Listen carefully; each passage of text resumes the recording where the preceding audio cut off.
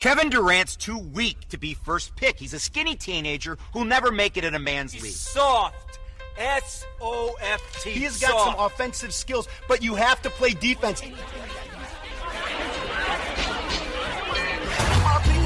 just all right. Yeah, he might drop 40, but he's not a real leader. He don't have that tenacity. He don't got that danger. Scoring title's great. MVP, big deal. Kevin Durant will sign with the Warriors. Oh, you got to be kidding me. Traitor. Weak gravy train. That was the weakest move ever. That's what you call loyalty? Durant out for 6 weeks. Cry, baby. The finals begin tonight. Durant's playing at a whole other level. And it's over. KD has his first NBA championship.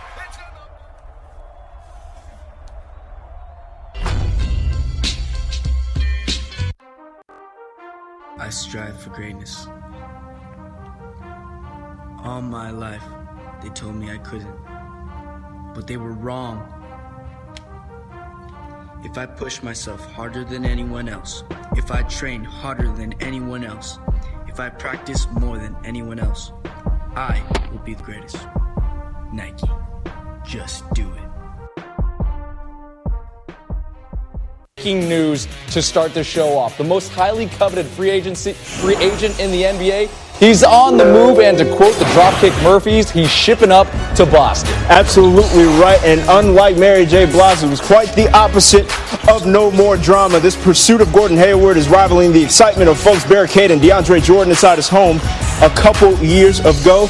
News of the All-Star forward's possible decision has had a really odd rollout. Sources told ESPN's Chris Haynes that he settled on the Celtics, but his agent almost immediately countered with a no decision yet tweet. But then young Hayward himself coming out with it, breaking the news for his own way via the Players Tribune with a letter titled "Thank You, Utah," going on to say that this was the hardest decision that he's ever made in his life. It's been a long weekend for him, and that's understandable. The man has had visits with a plethora of teams, has had to just bounce back and forth between executives, trying to get an understanding for where he wants to be in life. You got to wonder if this sort of delay that happened, when that first tweet burst came out, if it was just a matter of him writing up this daggone Players Letter Tribune article. So a plethora of reasons for Hayward to kind of just rethink this, and finally has come out and said it in his own words that he's going to be a part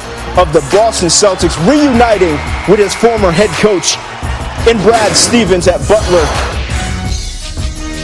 And you can see last season was one heck of a season for him. The best ever in a plethora of different categories, getting that first-time All-Star bid and really making himself the top dog free agent. And with that, with all of this madness, really, we welcome in NBA insider Adrian Janowski. Now, Adrian, I think the simple question is why? Why did it roll out in this way? Well, however it rolled out, Gordon Hayward looked at the East. He looked at Boston. Being an all-star is important to him. Being all-NBA is important to him. And having a chance to compete for an NBA championship, Utah's got a great group of players, front office, coaching staff. It was arduous for him to extract himself. But in a year where all-stars like Jimmy Butler, Paul George, Paul Millsap have gone from East to West, this is an elite player in the West who said, if I want to improve my stature in this league, I'm going East. And listen, Boston is a compelling place to play. Obviously, the familiarity with Brad Stevens, his coach at Butler, played a part too.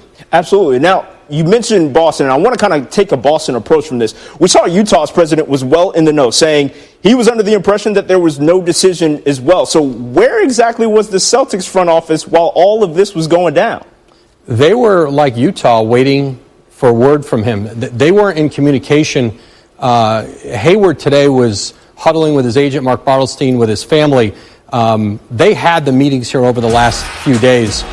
Even I talked to one of Hayward's teammates on the Jazz who's close with him, and they had not been interacting today. He really closed it down and then came to this decision. Clearly he was leaning Boston and then finally got over the hump. But I think because of the way he cares for the people, the closest he has that community, those teammates, this was a very functional place he was leaving. But there were just those elements that we just described that pushed him that way in Boston, but it's clearly he struggled with it at the end. Absolutely. It's a heart-tearing occurrence on both ends. We even saw Ricky Rubio tweeting a little sad face once he saw this news start to unfold. So one more question for you.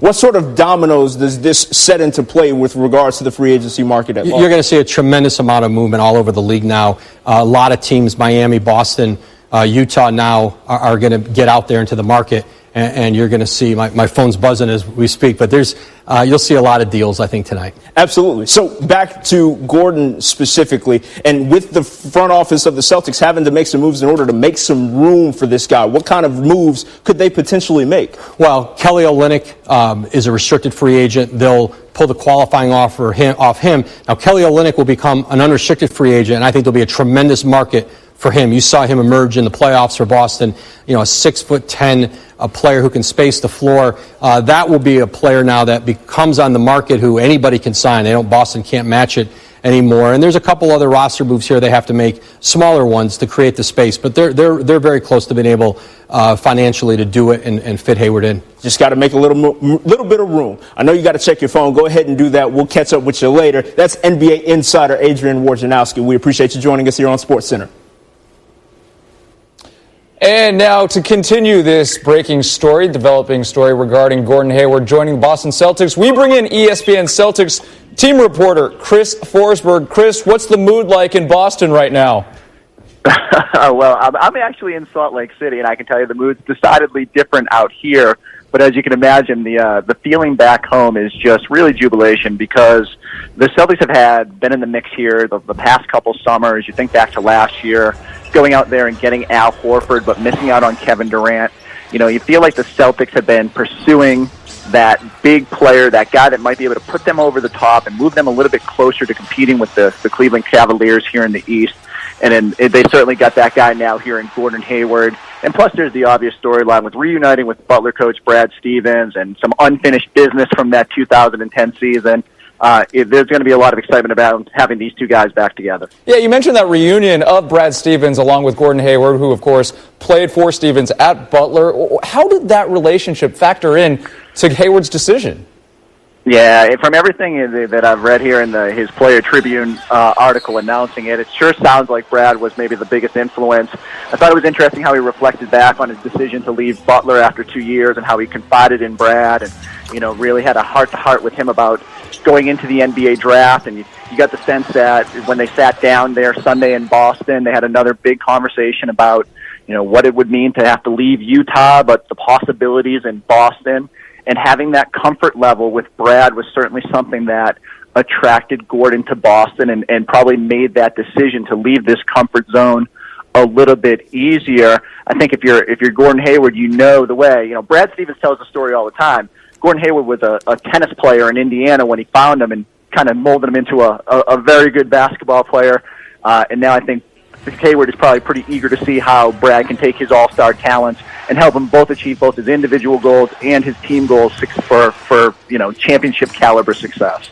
Yeah, we've all heard those she's all that comparisons that we've seen Gordon Hayward, his transformation. Where does Boston go moving forward after this move? Well, the first thing they're going to have to do is they got to do the necessary moves to clear the space, and that's going to mean there are going to be some pain points here. They're probably going to have to move on from either a rotation caliber player, whether that's Avery Bradley or Jay Crowder or Marcus Smart. Potentially they might have to renounce Kelly Olynyk. So their depth is going to get chipped away at a little bit here. That's just something you have to do in order to get a player of Hayward's talent in there. But the next step will be filling out the roster. Can younger guys show that they are capable of a rotation role here at Summer League? Number 3 pick Jason Tatum started well last night against Philadelphia. Jaylen Brown looks ready to elevate a little bit in his play. But there's going to be the decisions to fill out the roster. The good thing for Boston is they've still got a couple of these exceptions left, and you're going to think that there's going to be guys out there knowing how the Celtics are set up for success and a chance to push Cleveland will be willing to jump on at low-cost contracts and try to help them further get over the top and close that gap with the Cavaliers. Chris, I know it's early as the decision was just made final not too long ago, but have you heard from Celtics teammates, a reaction to the move? Well, it's funny because when the news first came out earlier today, Isaiah Thomas's wife put a video of Isaiah dancing around in his kitchen on social media, and Isaiah was quick to jump on social media right afterward and express a desire to get going with Gordon Hayward. Again, you think about it, the Celtics got to the conference finals this year. They were the top seed. They won 53 games, but Isaiah gets hurt in the playoffs there, a hip injury. I think they're all really eager to see what they can do now, a little bit more talent. What is the possibility for them this upcoming season? You get the sense that Isaiah in particular wants to get back on the court, and Gordon can take a little bit of that scoring load off his shoulders, give them another playmaker, another scoring threat on the floor. I'm sure Brad Stevens will enjoy having another Butler guy around. He's got a couple on his staff here, but adding a familiar player should help him get to his desired goals. Yeah, Isaiah Thomas probably not the only one dancing in Boston right now. Chris Forsberg with the latest regarding the Gordon Hayward deal. All right, and next up, we bring in Jeff Goodman, basketball insider at large, and my man passed up the hot dogs for a Brazilian steakhouse on this 4th of July. Now, Jeff, let's get right on into this bad boy. Why did it shake out this way with regards to the delays and the hitches and the eventual disclosure by Gordon Hayward himself that he's headed to Boston? The Celtics felt good about this all along. Obviously, the connection that Brad Stevens had with Gordon Hayward. I remember sitting down with Brad Stevens before Gordon Hayward even got to Butler. And it was after his first season, and he was raving about this kid, this tennis player that he had found that he felt like had high upside. So he's known him, he recruited him, he built a bond that kind of lasted throughout. And Brad Stevens has always been, even since he left Butler, a Butler guy. So the connection they kind of forged back at Butler was huge here, but also the key was that he felt like he could win at the highest level in Boston. Not only playing with Isaiah Thomas, but the Celtics also have 2 potential top 5 picks next year. They have the Nets pick.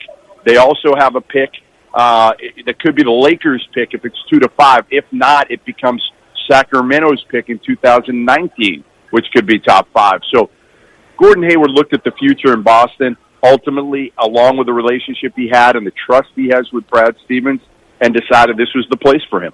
Okay, so that's the Celtics angle, and that's fine. I think it's an easy sales pitch that you make there. But what was Utah's, pitch to kind of get him to stay? What did he end up turning down?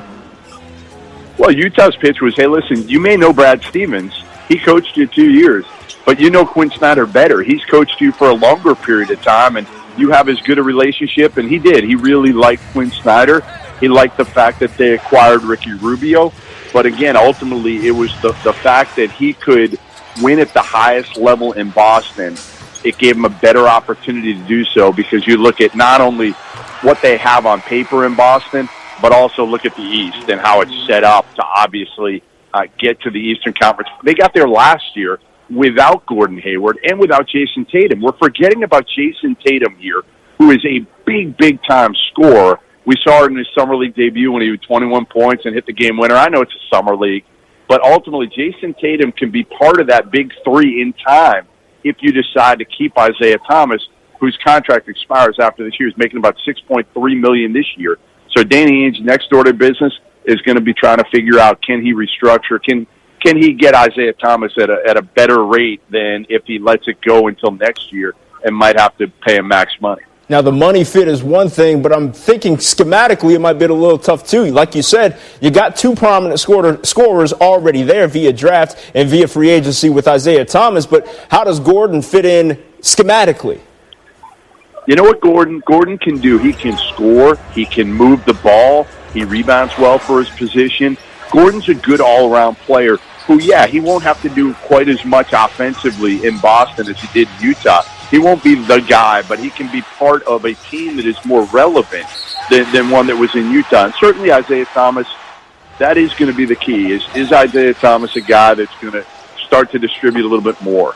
He did so last year, so can he take another step forward and understand that, you know what, all the attention that the defenses give to him, there's going to be plenty of guys wide open. And again, Tatum, you got Jaylen Brown, you got Al Horford.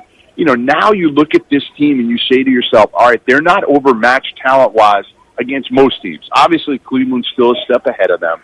But again, you've got Jason Tatum and Jaylen Brown, two young guys that they really like a lot. And if they develop quickly, then the Celtics could really have a shot as LeBron James starts to age. That is basketball insider Jeff Goodman. We appreciate you taking some time away from your vacation to answer some of these questions. Appreciate it and take care. You got it, Trevor. So this is a part of what Gordon released via the Players Tribune on signing with the C's. This has been the toughest decision that I've ever had to make in my life. This weekend has probably been the longest weekend of my life. And today has definitely been one of the craziest days of my life. But I wanted to make sure that I got this right. As you can see, it's taken me a while, and thanks to everyone for their patience. I can't even begin to count the number of conversations I've had with my wife, Robin, and the rest of my inner circle since the season ended and all the way up to this evening, just going through every possible angle in every potential direction. So that's the statement one more time, and it was really heartfelt, and you can tell he took his time to write it because it meant a lot to him, as all of our experts have said, that it was tearing him away from a program and franchise that he had been ingratiated in. And obviously his newest teammate, Isaiah Thomas, going the Twitter route, being very efficient with the 140 characters, just saying, let's get to it at Gordon Hayward, a couple shamrocks with go time as well. In your face, all over the place. We're online 24/7. 24/7. You're listening to the hottest internet station. Radio Hall of Fame basketball. The first NBA radio for all the fans around the world. Radio Hall of Fame basketball. We talk about NBA. We talk about passion. We are your radio. How good is Hayward? He's very good. He's a very good second-tier star, and I think, he's kind of the big story now, because if you look at most of the free agents this summer, the feeling has been that they're mostly going back to their team. Steph, Durant, we knew they were going back. Blake, you felt strongly that he was going back. Kyle Lowry. Chris Paul, even though he got traded, there was a feeling he might go back. And then Paul George and Jimmy Butler were traded. It felt like they were on the market, but they really weren't. Mm-hmm. So I think Gordon Hayward is really the caliber of player of a Paul Millsap.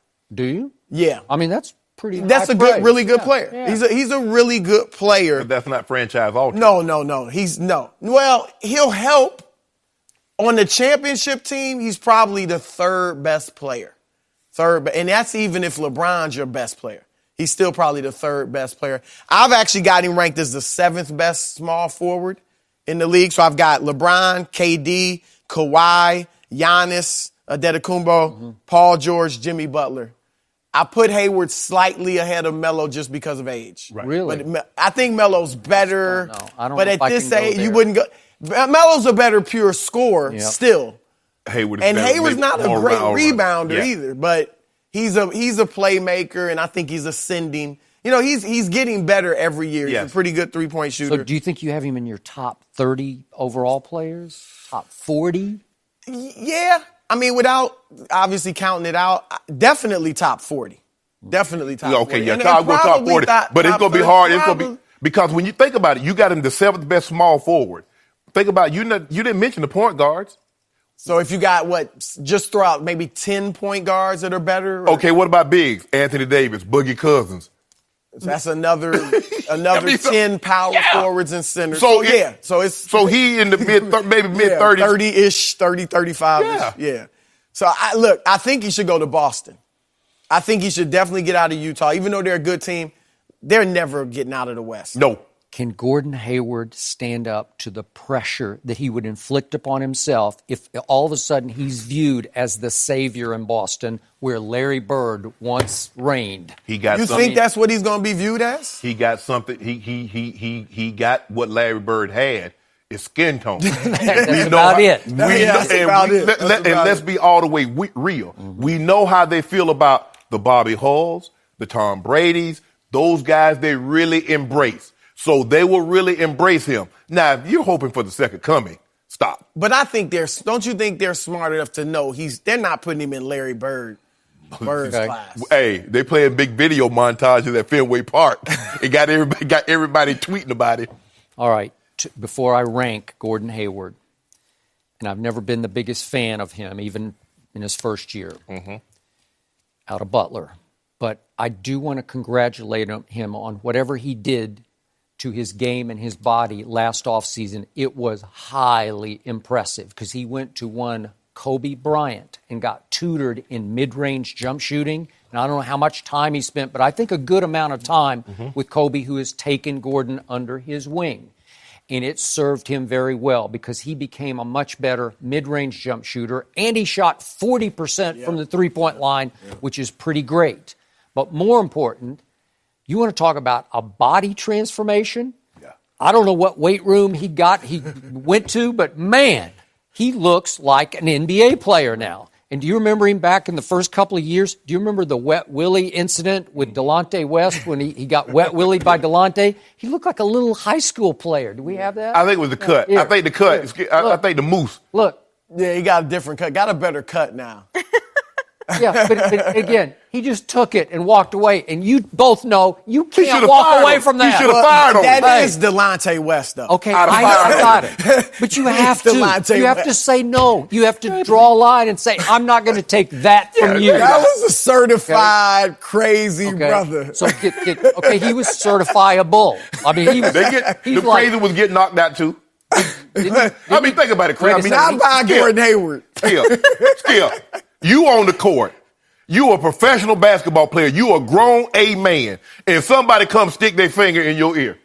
Would it have been better if he had manned up and then got knocked out? Right then and there. Would that have been better for him? You got to swing on him first, though, Chris. You just have to defend yourself in your rep. You just have to say no, or they're going to bully you from that point forward because he's bullyable at that point with that body. Yeah. But can we see a picture of him now? I mean, this guy's impressive now. Hey, you got to look at that hair, Skip. Yeah. And also, he was dunking on people last year. Okay, he was. So whatever he did, I think he maxed out however good he can become. And he averaged 22 and 5 rebounds, which is okay.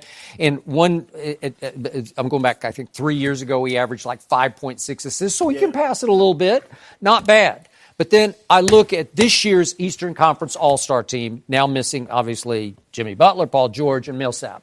But would I take him over any of those three? I wouldn't take him over Paul Millsap. I just think he's he is an NBA man body low post scorer that's gold. He is a really good underrated player to me, and he's going to serve Denver well. I think Denver's going to be pretty good in a really tough West. I think there'll be a playoff. I think there'll be a playoff team. Probably, but you look at the West, it's going to be tough. 7-8. I think the Clippers are still around there. I think Minnesota's in. Yes. Clippers, I think, are still hanging. Okay, so I'm looking at Eastern Conference All-Stars. Would I take Gordon Hayward even now over Carmelo? I'm sorry, I just can't do it. Over DeRozan, no. Over Freak, no. Over Kyle Lowry, again, we're going point guard, but I just wouldn't. Isaiah, no. John Wall. Kimba, no. So you don't John even Wall, think he's a definite all-star in the East. I do think he'll be a definite all-star. Okay. Ain't nobody in the East. That's what. Would you take him over Kevin Love? I'm a no. Because Kevin Love is 6'10". Now, Gordon's 6'8". You got to give him that. He doesn't play that big, but I wouldn't take him over Kevin Love, who can now shoot threes and get you double-doubles, you know? Because the thing, I mean, him going to being an all-star in the East is like me being valedictorian, and I'm the only one in the class. I mean, what have I accomplished? I mean, him being now, if he were to go back to Utah, with Jimmy Butler also there, Kawhi and all these guys, and Paul George, he make the All-Star team. Now we talking. He wouldn't. That's the thing. My thing is, when I look at him, and I think he would be better served in Miami because I believe Dragic is a better get you the ball, put you in position to score than Isaiah Thomas. Isaiah Thomas is only making Isaiah Thomas better. And you got Whiteside, which was his Rudy case. If Deion Waiters goes back, then you got something because you might end up being about the third best player on that team. To me, you think Waiters is better than him? I love Deion Waiters because you know what? He's got guts. He does, but he's got better. Hayward's got better skills. Are you right? All that about Waiters. But if I could pour Deion Waiters into Gordon Hayward, you would have something.